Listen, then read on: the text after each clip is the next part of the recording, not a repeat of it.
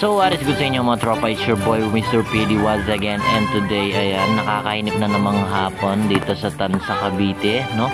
Pinasyalan ko kasi sina kuya dito, ayan yung kuya ko, at sabi niya sa akin, tabasin ko raw yung buko niya. Sabi ko, wala ka namang gamit dito pero akong bahala. So ayan, no, diba? Sabi ko, video ako para goods. Tuwang-tuwa naman siya. Ayan, no, yung mga gamit lang namin dito is gunting, tsaka blade. Ayan na po, tangina ba di ko mapigilan yung boses ko na magkaganito pag nagdadab ako ng nagbo-voice over ba. Ayan na natin gagamitin. So ito, tutuloy na natin sa letra ng B. Ayan o, bungo. Si kuya, parang tinaklob yung mukha niya, no? So ayan o, diba? Sabi ko sa kanya, hawakan mo yung camera, just focus on the camera. Ayan, nag-focus nga, di na gumalaw, parang di nahinga. So dito sa part na to, mabilis na tangin ng video. Kasi, ayan, dito sa part na to, parang ASMR, pakinggan yung mabuti, oh. Ayan, oh.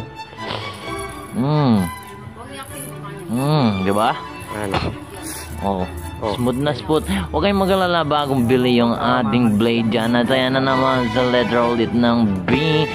Si ate, mangingi alam sa aming mga ginagawa. Ayan, tuwang-tuwa siya. Siya raw ang magbiblade sa ulo ni kuya. Si kuya naman nangangamba, pero sigurado naman, ayan, nasugatan pa siya dyan. Kaya tuwang-tuwa si ate, si kuya. Kaya naaasar na, diba? Ayan, tuwang-tuwa si Gaga, oh.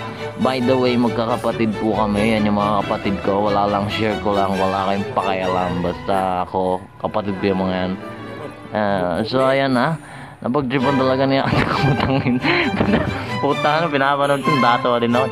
So, ayan na nga, diretso pa rin tayo. At time-lapse ko na, sineryoso ko na yung pag-blade sa ulo ni kuya dyan. Dahil nababad trip na siya sa akin. Sabi niya, wag di mo inay dyan, talagang papalayasin kita rito. Umuwi ka na sa bahay. Umuwi ka na ulit sa Tarlac. Buwisit kang anayupak ka. At ayan na ang final results natin. Hindi, chariots lang. Sabi niya kasi, bigyan ko ng design yung pang matigasin daw para matibay siya sa Cavite. Ayan, nilagyan ko ng matigas na design. Etis, di ba? Ayan yung sukat, oh. Kita nyo, nasugatan ni ate. Na po ang alam. So, sinuryoso ko na rito talaga ang paggugupit sa kanya kasi nagmumukha na siyang tanga, parang pinahatong na biluka lang ang buhok niya pero wala siyang magawa.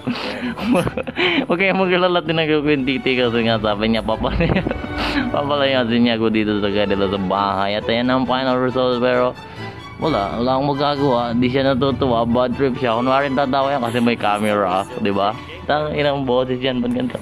So yan si kuya, oh, bad trip na siya sa akin dyan. So wala, tangin na, wala na magawa eh. Kinangin yan, kaya naging pakin na ako. Wala, ito, pakin tayo. Uwi na lang ako. Sensya na kuya.